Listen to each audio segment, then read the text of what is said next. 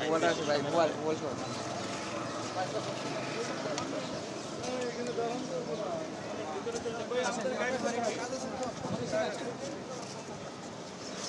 পিছনে আছে, পিছনে আছে।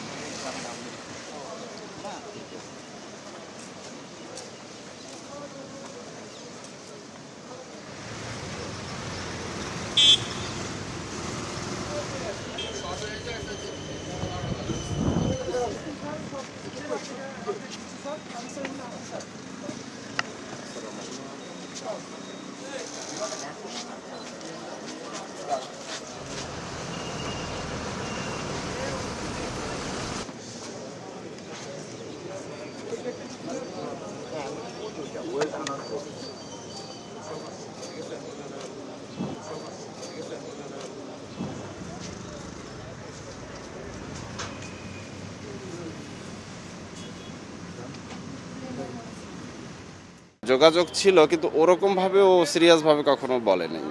ও যেটাই জানানো হয়েছে, ও মানসিক ভারসাম্যহীন, যেটা আমরা পরে আপনাদের মাধ্যমে জানতে পারছি।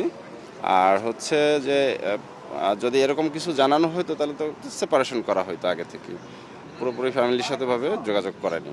আর দ্বিতীয়ত হয়েছে, আমরা আর তেমন কিছু বলতে চাচ্ছি না। বাদ মাগরিব জানা যায় এখান থেকে জামালপুরে মাদারগঞ্জে নিয়ে যাওয়া হবে। সরকার তথা আমেরিকান সরকারের কাছে আমরা অবশ্যই ন্যায় বিচার দাবি করি।